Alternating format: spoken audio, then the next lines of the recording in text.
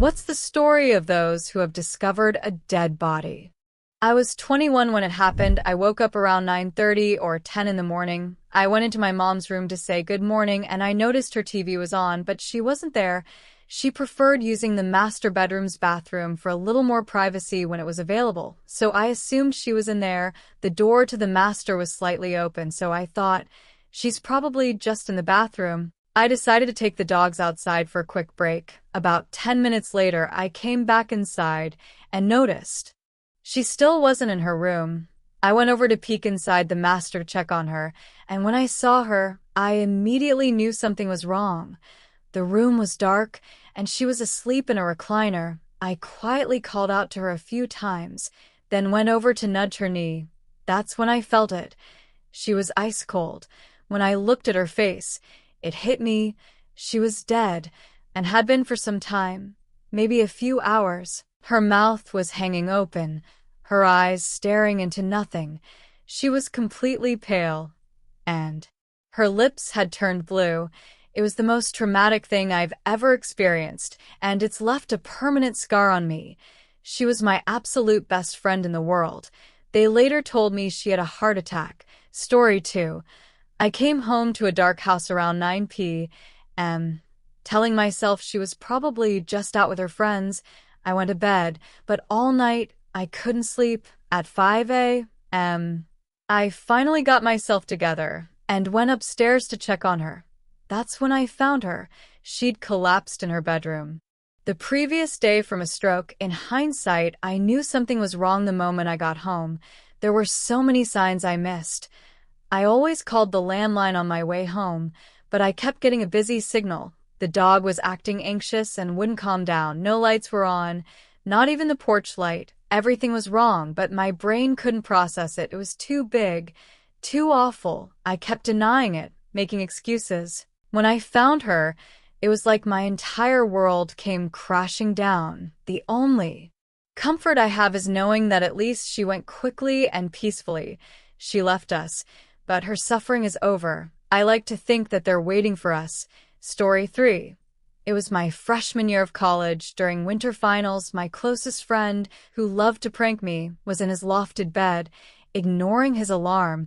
His roommate came to get me to wake him up, thinking it was a setup. I climbed up to his bed, but the moment I got up there, I knew something was terribly wrong. His face still haunts me to this day. His eyes were wide open, his mouth agape, as if he were gasping or trying to scream. His hands were clutching the sheets tightly. We tried for over an hour to revive him in the dorm hallway, but it was too late. Later, we found out he had heart problems, and his aorta had torn while he was asleep, just days before his 19th birthday. Before we even knew what had happened, I couldn't sleep for weeks. I was terrified, thinking whatever had gotten him would come for me next, especially since we spent so much time together. Even now, all these years later, I'm still in loose contact with his family. Story 4. 3 years ago, my wife passed away suddenly in the shower. There was no scream, just a thud as she collapsed. I thought she had dropped a bottle of shampoo, but when I went to check on her, she was gone. I tried chest compressions while I had EMS on the phone, but nothing worked. I was beside myself with grief and guilt for 3 days, until the autopsy revealed that a tear in her aorta had caused her death. There was nothing I could have done to save her, but I'm still haunted by the suddenness of it all, the unfairness, the fact that we didn't even get a chance to say goodbye. She's just gone. I want to thank the community at our widowers group who provided grief counseling for me and so many others in the same situation. Story 5. I was with my friend when her husband called in a panic, saying he'd peed himself and was experiencing severe chest pains. He was driving his work van when he managed to pull over before collapsing. We raced to him, but there was nothing that could be done. He passed away in the middle of a busy road after 45 minutes of CPR. At first, we thought it was a heart attack. We couldn't understand why he didn't survive, especially when so many people make it through similar situations. But the post-mortem revealed that he had suffered a thoracic aortic dissection. almost always fatal without immediate treatment, unless you're in surgery when it happens. I'll never forget the fear in his voice and the devastation in my friend's face when we were told they couldn't save him. They had been together for 35 years. What's even stranger is that he was convinced he'd die at 56, just like his father did of a heart attack at that age. He had just turned 56, 3 months before his death. Story 6. One morning, around 3:30, I was carpooling with 2 other guys on our way to work, passing through Walcott, Connecticut. Anyone familiar with the area knows how many woods there are. I noticed brake lights glowing behind some trees and decided to pull over to check it out. There was a red SUV blasting reggae, and the driver had his head slumped forward, like he was sleeping. I noticed about 20 open beers in the back seat, so we thought he was just drunk. We knocked on the door to wake him up while we waited for the cops. About 5 minutes later, a police car arrived. The officer went to the driver's side and turned on his flashlight. The second the light hit, we saw the bullet holes in the driver's side door. Less than a minute later, there were at least 10 cop cars surrounding the area, shutting everything down. Story 7. I was lucky enough not to be the one to find my father or stepfather when they took their own lives. However, I had to help the police find the spot where my stepdad had done it. I did, however, find my grandmother after she passed. We were very close for most of my life, and I had moved in with her while I was going through a divorce and getting sober. She had started to show signs of dementia, and taking care of her felt like exactly what I needed at that moment. I don't know if I could have done it for anyone else, but it felt cathartic, helping the woman who had taught me how to use a fork. Most of the time, she was pleasant, but she would get scared when she didn't know what was going on. I'd just hold her and tell her calming stories until she felt better, remembering how many times she had done that for me. Eventually, I got an opportunity to move and work on my dreams in my dream city, so my mom was going to take over caring for her. I was all packed and ready to go when I went to wake her and say goodbye. That's when I found her lying on the floor beside the bed. I called her name. I rushed over to see if I needed to perform CPR, but when I laid my hand on her arm, it was cold. I had no idea what to do, so I Googled what to do when you find someone dead. I called the non-emergency line, and the police and EMTs arrived shortly after to pronounce her. The coroner's office came next, followed by the funeral home to take her away. In a strange way, my grandmother had given me one last gift: the chance to finally grieve, knowing that her death was natural after a life well lived. I also found peace in knowing I wouldn't be left behind when my time comes. Story 8. One night in college, I was out driving with my ex. We used to take long drives together, just to talk and get away from university. We were about 45 minutes into the countryside under a pitch-black sky full of stars when we came over a hill. Off in the distance, we saw 2 red taillights in a field. As we got closer, we realized it was a car that had crashed straight into a willow tree, and the driver was completely mangled and dead in the driver's seat, half out of the windshield. We called the cops, but since we were in the middle of nowhere, it took a while to get a signal, and even longer for the police to reach us. The saddest part was that the driver was just a teenager. Story 9. My best friend hung himself from the monkey bars in his backyard using a dog leash. I found him hanging there and tried to save him by lifting his legs, but I ended up covered in vomit and surrounded by an awful smell. It was years later when I moved to a different state, and in high school, I had a teacher talking about a student who had died by hanging with a dog leash. Turns out it was the same kid. The teacher had been the principal at the school my friend attended, and they knew each other well because my friend was always in trouble and ended up in the principal's office. A few years after I graduated, I found out that teacher had been arrested for charges of statutory sex offenses and taking indecent liberties with a 3-year-old. I still wonder if he had something to do with my friend's suicide. Story 11. I woke up to find my mother under the kitchen table with a shotgun wound to her chest. Her murderer was outside, lying under the clothesline with his brains blown out. The only difference between this story and others like it is that I'm the kid who wasn't murdered with my mother. Story 12. It was 11:00 p.m. when I was driving to a Waffle House for some chicken and waffles, about 900 feet from the exit ramp. A car sped past me, going at least 100 miles per hour. I watched as the car failed to slow down for the turn, then veered off the road to the left. The driver overcorrected, lost control, and crashed into a guardrail at full speed.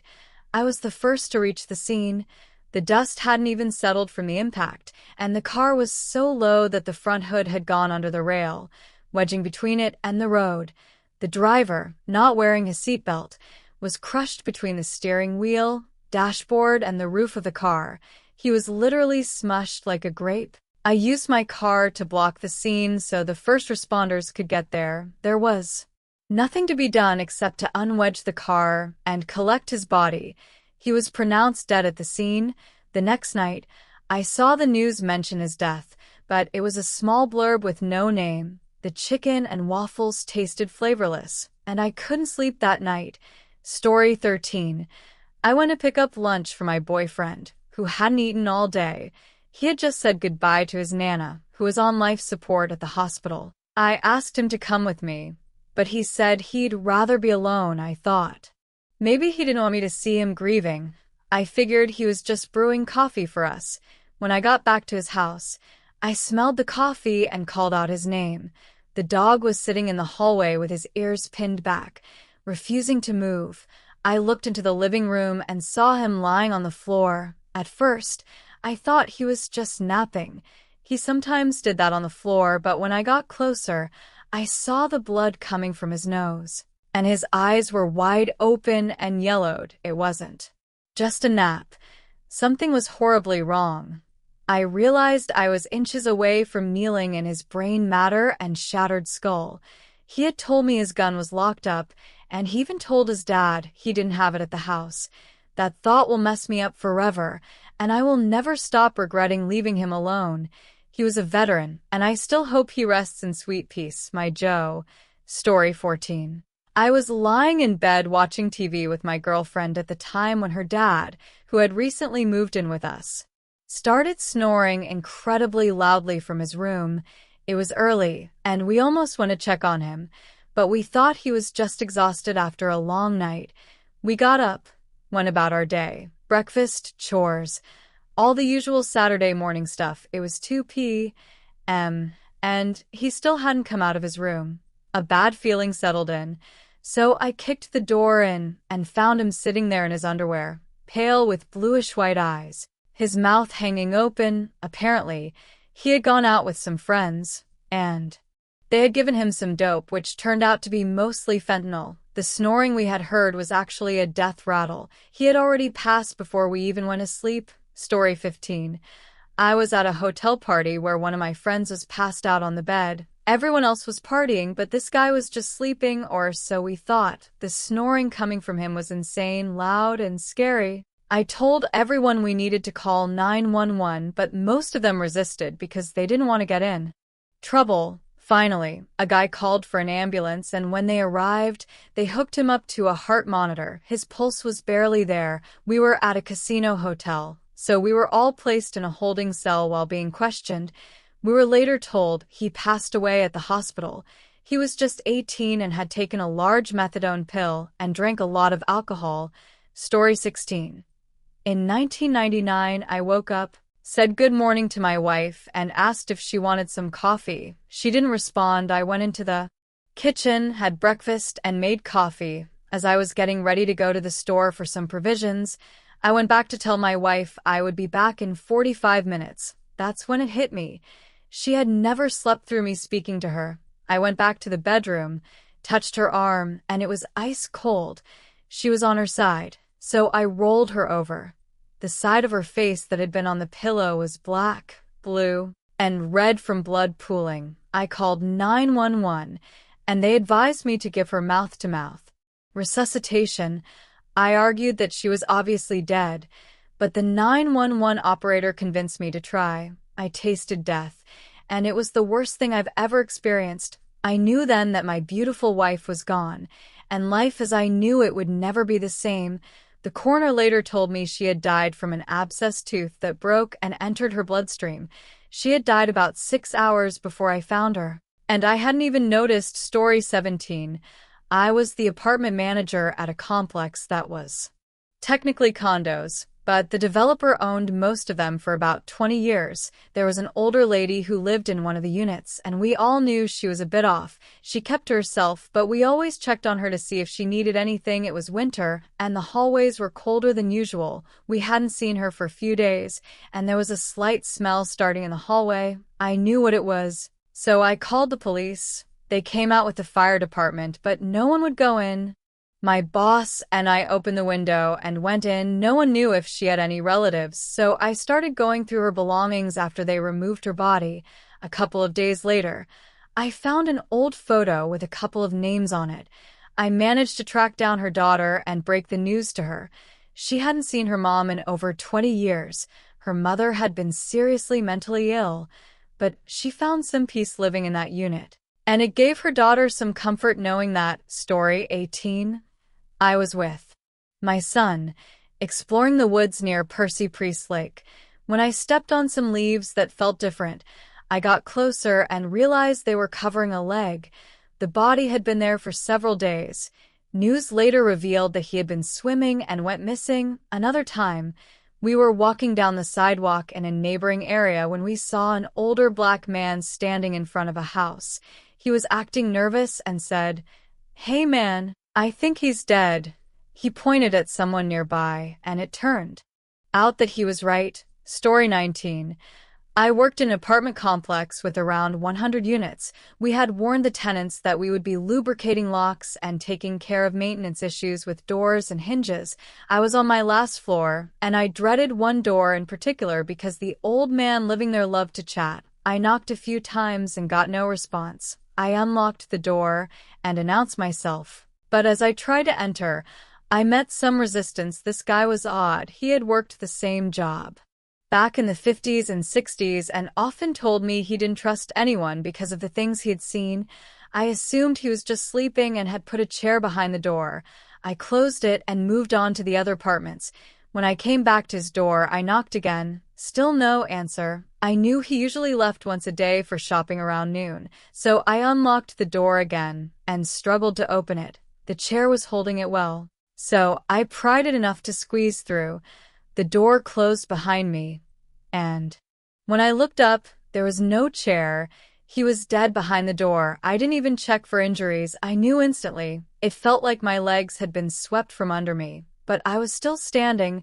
I calmly called the police. Though I didn't feel calm, they asked me to perform CPR, but I knew he had been dead, probably for almost a day. I moved him just enough to open the door normally. As I did, a tenant stepped out, super cheerful, saying what a lovely day it was. I faked a smile and waited for the police. They arrived and confirmed that the old man died from age-related causes. I was the only worker there that day, and after a few weeks, I faced my fears by returning to the apartment for renovations. I'd been traumatized for a while, but the renovation gave me closure. Story 20.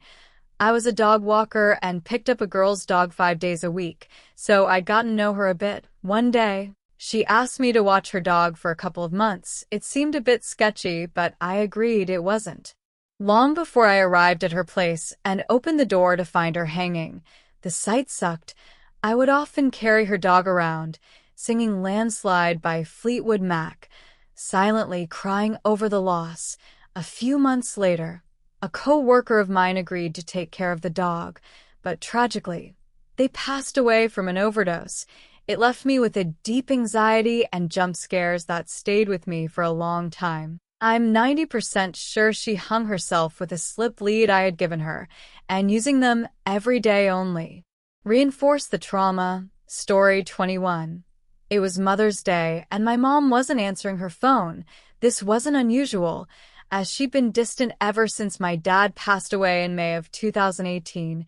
This year marked the 5-year anniversary of his passing, and it would have been their 55th wedding anniversary had he not died. Her neighbor, who was very close to her and always helped her out, messaged me saying he couldn't reach her. That's when I knew something was wrong. She was deaf, so she couldn't talk on the phone, but she always texted. I drove over earlier than planned, and when I arrived, I didn't notice anything unusual. I walked into the back bedroom of her second-floor master bedroom, and as I approached, I saw her knees on the bed. I thought she was sitting there, but as I got closer, I saw a gun in her lap. I knew what had happened. I called the police, got out of the house, and threw up on the front lawn. I'm a disabled Army vet, and I've seen some messed up things, but I had never seen anything like that. It's the worst thing I've ever seen, and I can't unsee it. Every day, I wake up and see her lying there, blood and brain matter everywhere. She had tricked her neighbor into loading the gun for her, so he felt horrible too. It was just all wrong. Story 23. I was 19 years old and recently graduated from high school. My girlfriend at the time was 1 year younger, and it was her senior prom night. I had the last shift each day at my job, responsible for backing up the systems to reel-to-reel tape and storing them in the fireproof safe upstairs each night. I was changing into my rented tux when the last tape finished. I grabbed the tapes and hurried upstairs so I could go pick up my date. I turned the corner and found my boss's boss collapsed on the floor. Later, I learned that he had died from a blood clot caused by a broken leg while leaving for the weekend.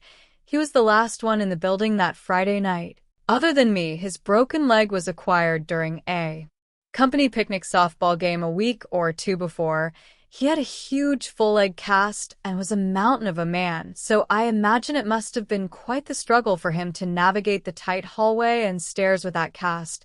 I couldn't roll him over onto his back, so I called 911 and waited for authorities. It was a sad scene.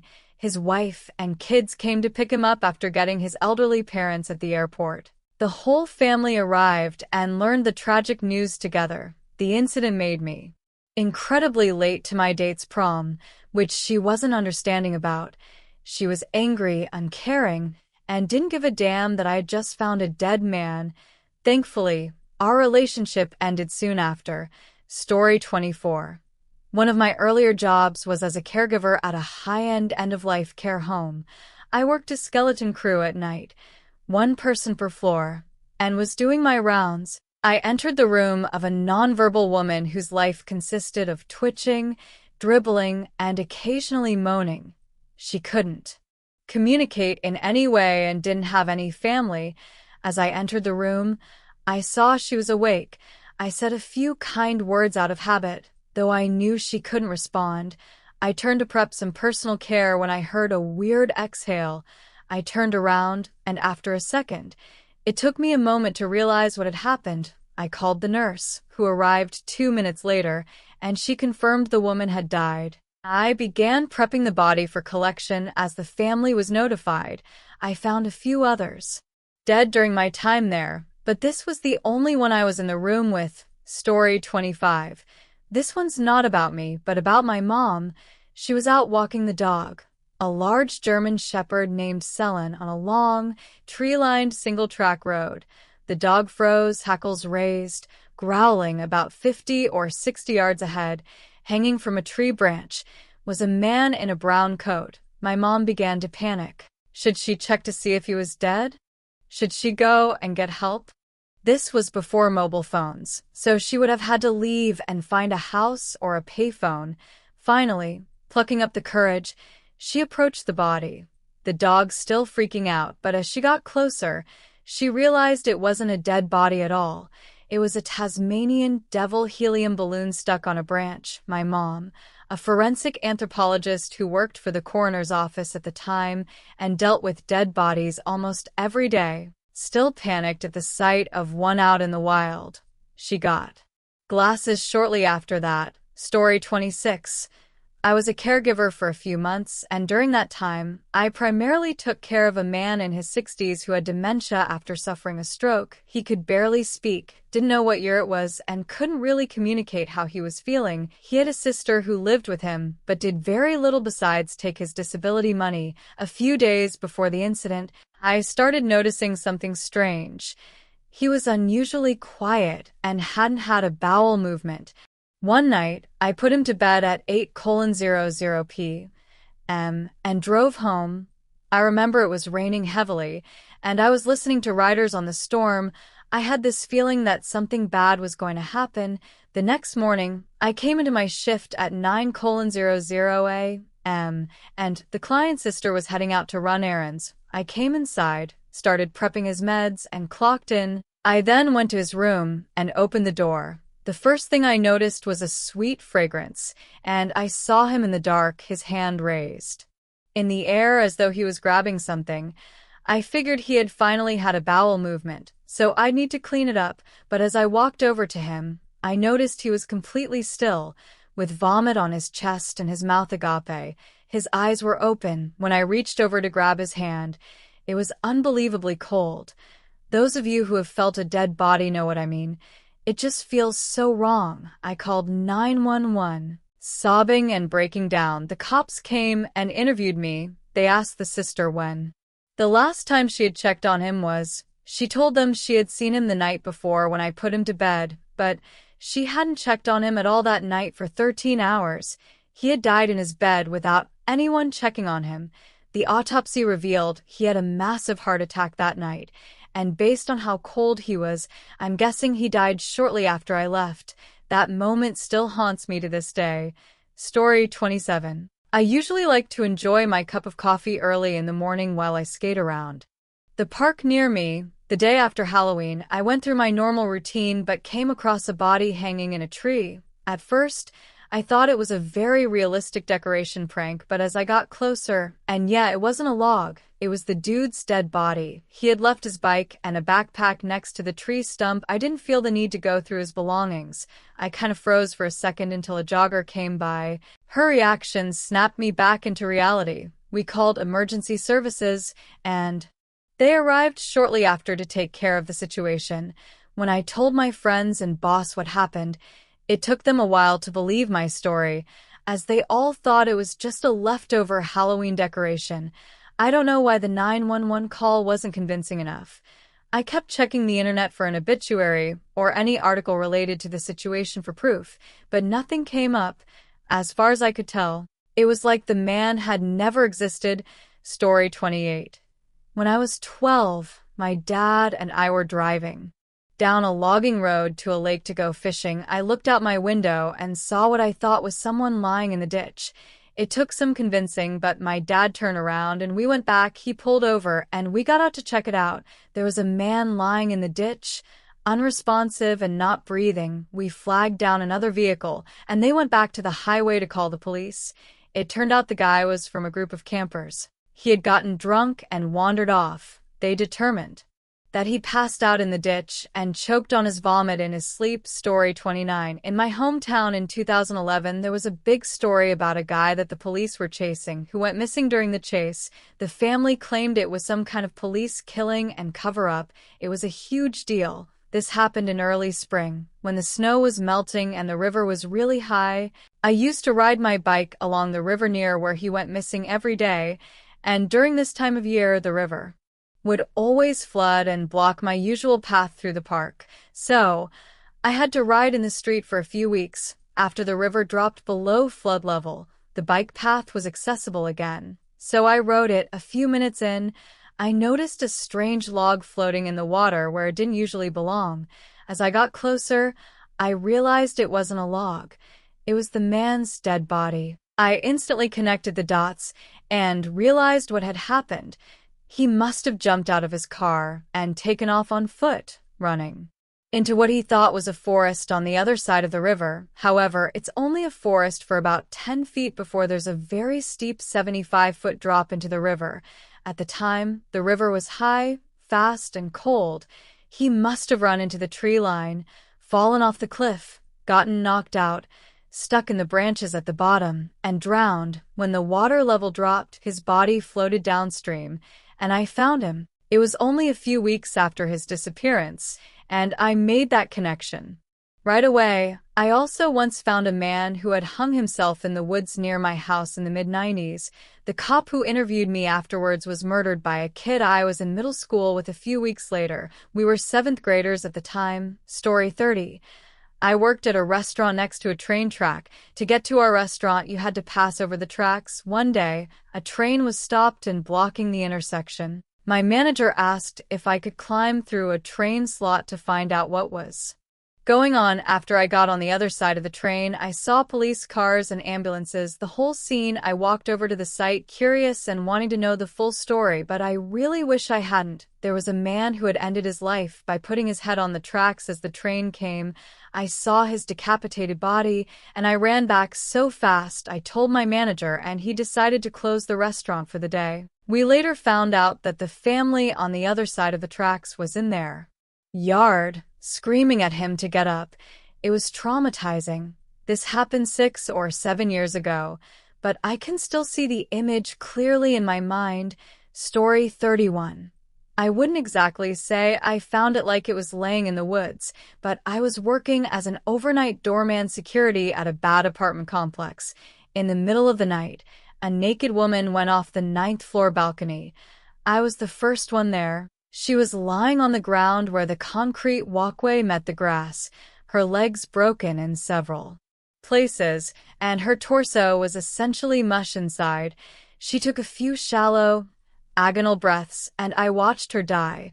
Her boyfriend and she were into bondage and BDSM. He said he woke up to find that she had hung herself from the balcony with a bedsheet tied to the leg of a couch. He got a butcher knife and cut the sheet to save her, but she fell. She had tied the corner of the bedsheet in a loose half-hitch around her neck. The police arrived and took statements, and then I went to lunch. I had a drained can of Progresso chicken noodle soup over rice that I microwaved. It was pretty salty but quick to make. Then I finished the remaining few hours of my shift. Story 32. Not me, but my mom unfortunately found her mom several years ago. My mom had been trying to call her all day but hadn't been able to get through. She had a horrible feeling in the pit of her stomach, though this had happened before. My Nana would occasionally forget to charge her phone. My mom rushed to the senior apartment she lived at. It was Sunday evening, and she saw a paper by the door, which was when she really knew something was wrong. She threw the door open and injured her hand in the process. She went to my Nana's room and saw her foot peeking out from behind the bed. She instantly knew Nana was dead. The foot didn't look right at all. Apparently, someone else had to call 911 as my mom, a former nurse, could only scream, "She's dead. She's dead." We got a small bit of comfort when the medics told my mom that Nana hadn't died from the fall but had actually died suddenly, which caused her to fall. We were relieved she hadn't had to lie there. My mom likes to say her spirit soared before she hit the floor. Story 33. I worked at a gas station in a not-so-great part of town, though not the worst area. There was this old, dirty couple that lived in the apartment building nearby. They would always come up to the counter and try to get free fountain sodas or something we'd usually throw away if they went unsold. Fast forward about a year, and I was going to my morning shift at around 6:00 a.m. I was taking all the trash from the pumps after the overnight shift and heading to the dumpster when I found it. Someone had thrown a lattice dead body in the dumpster. I called the cops because I had just discovered a dead body at work. The police showed up and did whatever it is they do. After they were done questioning the gas clerk, they told us the lady and her companion were involved in selling heroin and fentanyl. It turned out they had been murdered, and the other man's body was found in another gas station dumpster across town. Story 34. I was 19 and in college at the time. One morning before getting out of bed, I had zero energy and almost didn't go to school, but at the last minute, I decided to finally get up. I passed by my grandparents' room, as I always did, to say good morning to them. I knocked and opened the door, finding my grandma and granddad sleeping on the bed. It was strange because my grandpa hadn't slept on the bed for a long time due to breathing problems. I thought, okay, I'll let them sleep a little longer, and went to close the door. But when I glanced at my granddad's feet, they were bluish-gray. I panicked and tried to turn him to his side, waking my confused grandma up. He was already starting to stiffen, and his face was contorted. I tried to calm my grandma down as we both cried and screamed. Family members heard us and found us in the room, bawling our eyes out, hugging each other. It was a messy, emotional day. I loved my grandpa so much. He had the kindest heart and the most hilarious jokes. Story 35. I work in a pretty remote place with steep hills on the road leading to it. One morning, a few years ago, a colleague of mine noticed something odd on the hillside opposite our workplace, about 200 meters below the road. We were about half a mile away, so it was hard to tell exactly what it was. But I had a feeling in my stomach that it might be a car. We drove over to check, parked up on the road above where we thought it was, and made our way down the hillside. It was mostly bracken and ferns, and there was a flattened area about 10 meters in, then another further down with churned-up soil and a red wing mirror cover. As we got closer to a break in the bank, we came across the car. It was badly damaged front and rear. The boot was open, folded in half, and there was glass and the car's contents scattered everywhere. Just as I approached the right side of the car, my colleague put his hand on my shoulder and stopped me. He said, "Shit, there's a girl there." Just under the open driver's side door was a girl lying on her back with her mouth wide open. She was badly bruised and discolored. We didn't go over to her because we could tell she had already passed away. We immediately called emergency services and shouted to see if anyone else was around. I checked the passenger side of the car, and it turned out she had been driving alone. She must have driven off the road by accident in the fog the night before. Police said she didn't die immediately in the accident. She had gotten out of the car with the keys in her hand. It was a horrible thing to find, knowing she had been conscious after the crash. Story 36. I worked for a company with my dad that did mold remediation and crime scene cleanup. We had chemicals that could get rid of any kind of stink you could imagine. One day, my dad and I were sent to an apartment complex for a weird smell that was coming from a building off by itself. The landlord thought maybe a cat or a rat had gotten stuck under the foundation. My dad went in first, took 2 steps, then stopped and put a hand on my shoulder, signaling me to wait. But being the 18-year-old I was, I didn't listen and followed him. I really wish I had waited. There, in his bed, was an old man who had passed months earlier. The level of humidity in the apartment and the fact that no one had bothered to check on him meant that he was well into decomposing and looked like he was melting into the bed. Needless to say, I had some messed up dreams for a while after that. Story 37. I was a case manager and went to pick up a client for her doctor's appointment. She was very slow intellectually and asked if we could stop at her neighbor's apartment to drop off a cup of coffee. I agreed, since they were good friends and she had a key to the apartment. When we got to the door, she told me she'd been bringing her neighbor coffee for 3 days but hadn't woken up yet to drink it. My stomach dropped. She said this as she was opening the door, and I knew what I was about to see. Sure enough, her neighbor was lying on a mattress on the floor, arms over her head, surrounded by untouched cups of coffee, and very clearly dead. I had to take my client back out and explain the situation to her. She was genuinely shocked. The police arrived and found a broken window in her apartment. I worried that my client had been going in and out of a crime scene, but it turned out the woman had died of complications from diabetes. She had run out of insulin and couldn't afford more. I didn't stay a case manager for long after that. Story 38. This isn't my story, but I have permission to tell it. Basically, my friend went on a date with a guy she had previously gone on a few dates with. They were walking through the center of the city when they noticed something in the water on a bridge. It was a body. A man who was totally bloated at that point, apparently. Her date had and called the police right away. When the authorities arrived, they initially wanted to bring both of them in for questioning, but thankfully the guy insisted on not involving my friend in that situation. Later, the Coast Guard had to get involved to retrieve the body from the water. As expected, the body looked awful. The coroner concluded the man had probably been in the water for at least a week. He appeared to be between 25 to 40 years old, but his description didn't match any missing persons reports. He was only wearing a plain t-shirt, shorts, no shoes, no socks, and no jacket. Mind you, it was October. The only notable thing was his backpack, which was perfectly sealed, and it contained only a red dress. No personal identification documents were found. There was no media coverage about it, and nobody reached out to my friends. Now ex-boyfriend, it's been a few years now, and no one knows who that man was. Story 39. I was the closing manager at a bar, and after the dinner rush, around 1 p.m., a staff member came to me and said that someone was drunk and passed out in the men's bathroom stall. I crawled under the stall, and as soon as I saw him, I knew he wasn't alive. He was blue and slumped against the wall. At this point, I unlocked the stall door, and my GM and the staff member were already on the phone with 911.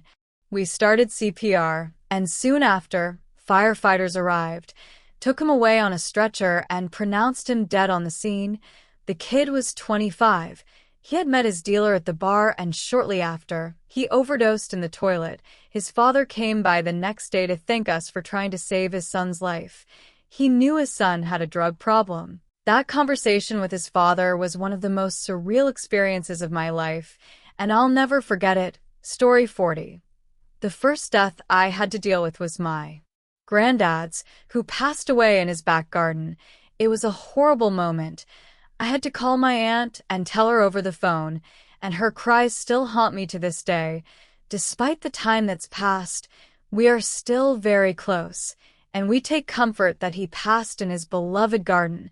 The second death was a few years later when I was picking up a spare part for a friend's car from a garage in Newport. I was sitting in the waiting area when I looked up and saw what looked to be an old lady leaning back, examining a tire on her mobility scooter. There was a dog on a lead sitting next to her. A few minutes later, she was still there, still looking at the tire. After some more time passed with no movement, I thought she might need help.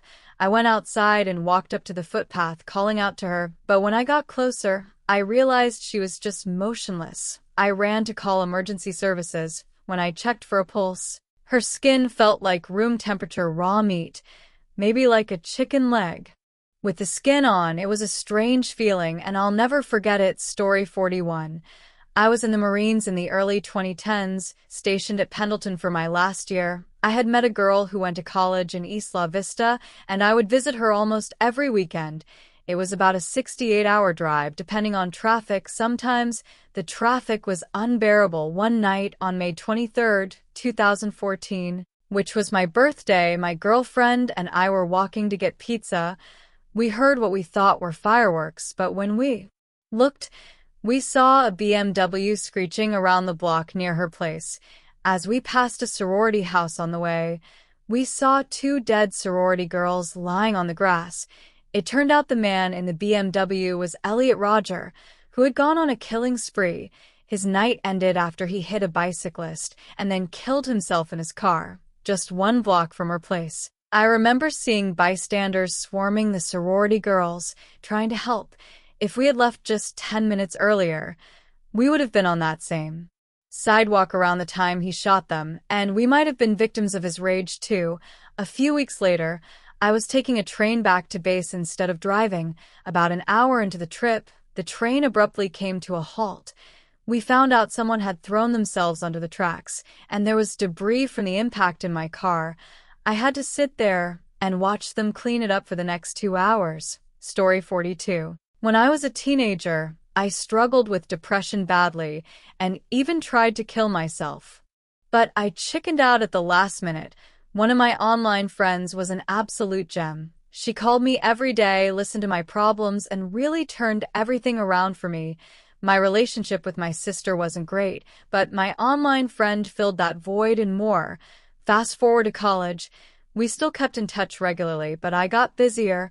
Her family situation was falling apart and her relationships were abusive, leading to her mental health tanking. I still tried helping her, but I couldn't give her the time and effort she had given me. One night, she sent me a strange wall of text telling me how happy she was for me, how she hoped I'd achieve my dreams, and how sad she was that she wouldn't get to see it. Alarms went off in my head. I responded, but got no reply. So I stole my parents' car, and I got to her apartment. I had to break in.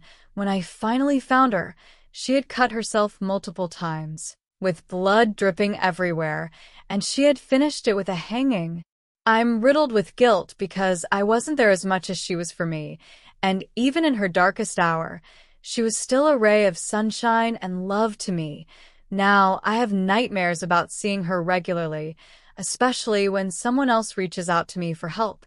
Even when they're being manipulative, I can't help but throw myself into their problems, trying to make it up to her. I know I shouldn't blame myself, but I do. Story 43.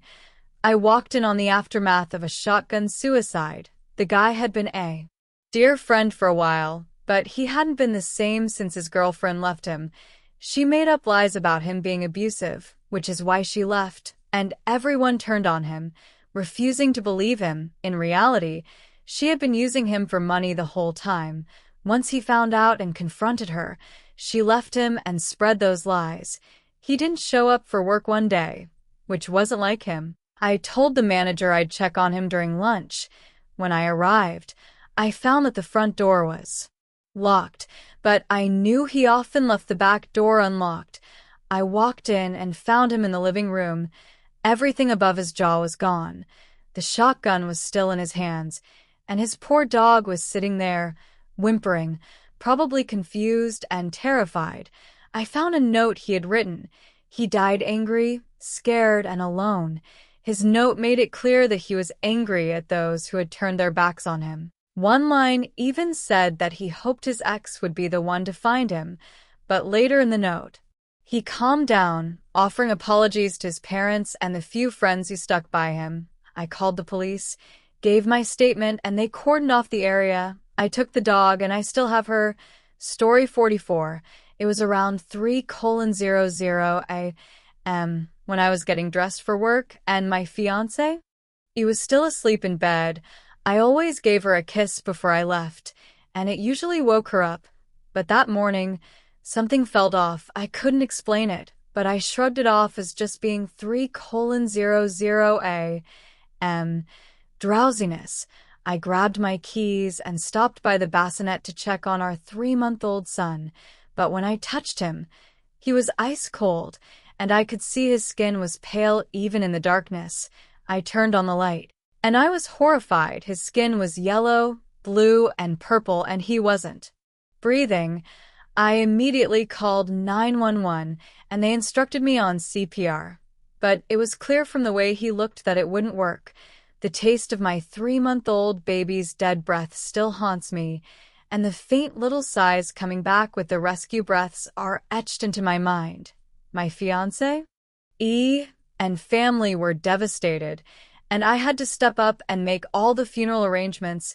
I had to remain stoic to help everyone else get through it. I didn't cry at the funeral because I wanted to stay strong for everyone, but I later realized that, even years later, people would throw it in my face, accusing me of not loving my child because I didn't cry at his funeral. Story 45. I didn't find the person, but I found out that someone had just been killed. It was around 5:00 a.m., and I was leaving for the gym. It was still dark, but the outside of my house was lit up with red flashing lights. I found out that the man who lived next door had been ambushed and shot. The crazy thing is, I remember hearing gunshots around 4:30 a.m., but my neighborhood isn't the best, so it didn't faze me. Even though they sounded close, I drove past, half asleep, and saw the flashing lights. But what stood out to me was seeing him lying on the ground. They hadn't even covered him yet. His Jordans were still on his feet, and it seemed like he had almost made it to his front door. Poor man. Someone had even stolen his car. I cried at the gym, shocked by the scene. People probably thought I didn't want to work out, but I was overwhelmed. I also saw another dead person near the corner of my street. The police hadn't covered him either, and he was sitting against a tree at a bus stop. I didn't realize it at first, but as I looked closer, I realized he had been dead for hours. Story 46. My daughter struggled with anxiety, depression, and suicidal ideation ever since she hit puberty. We did everything we could to help her. Therapy, counseling, long talks, even checking her into a program for 3 months after her first attempt, but I never truly understood the depth of her struggles. About 4 months ago, I woke up as usual and knocked on her door to tell her to take the dogs out and make sure she took her meds. I didn't open the door fully to give her privacy, then went about my Morning, about 30 minutes later, my wife asked our son to check on her and ask her to take the dogs out. He came to me, panicked, saying that she looked strange.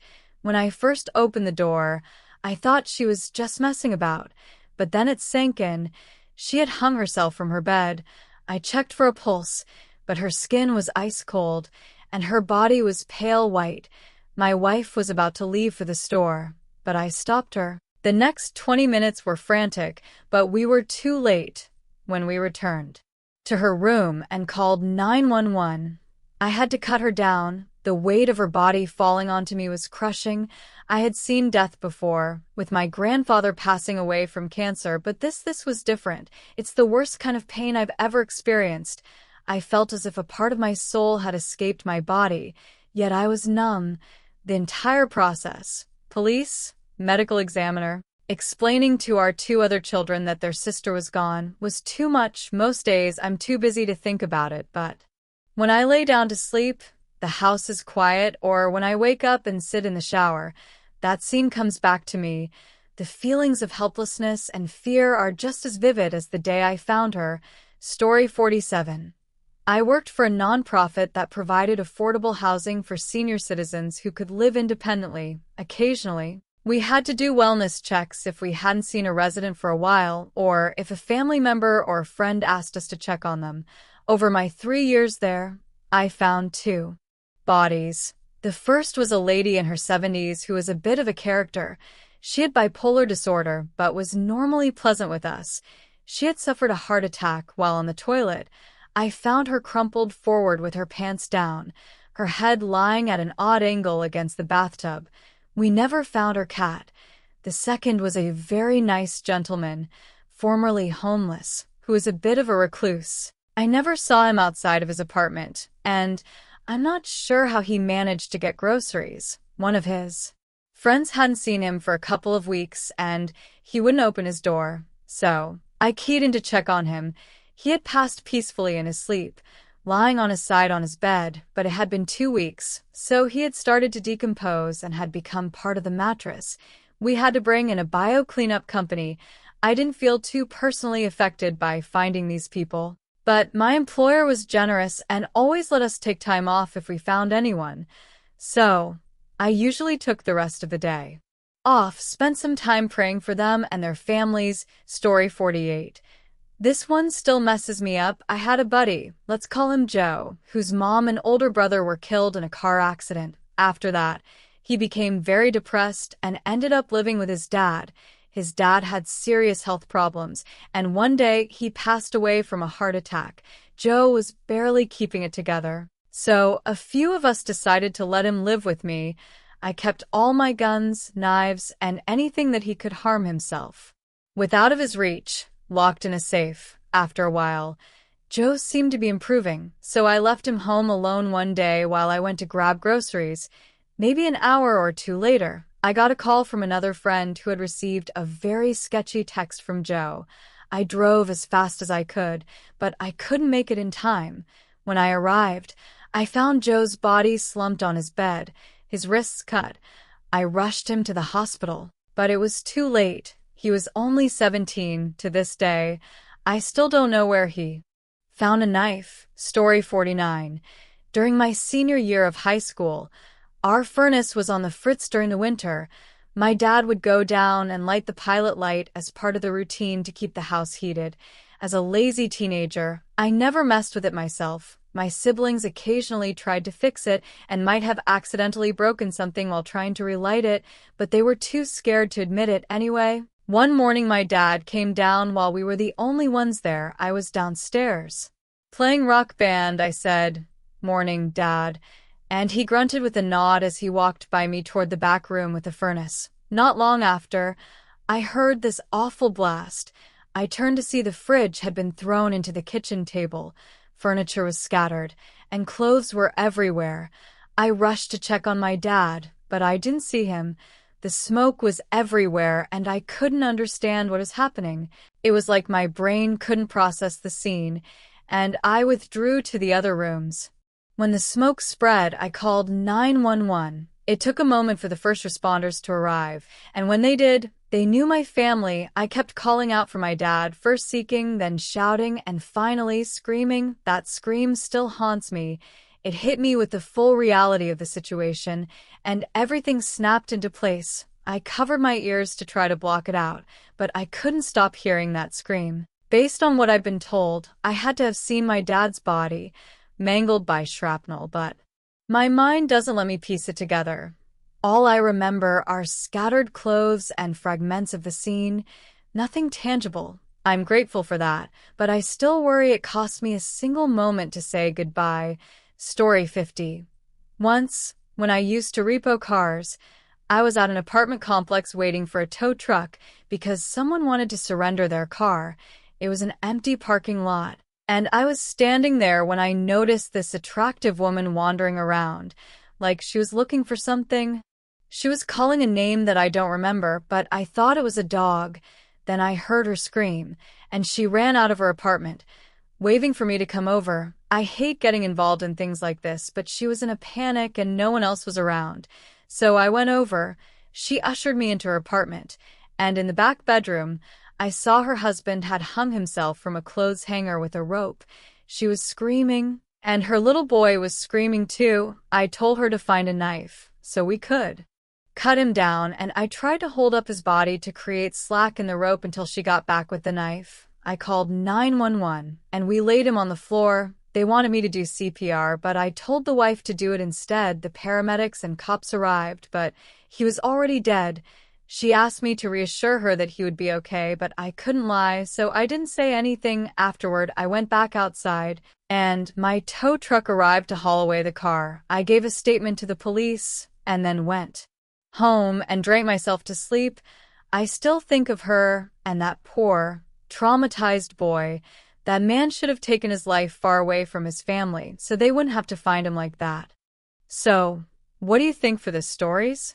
Push like for this video and don't forget subscribe to this channel. See you in the new video.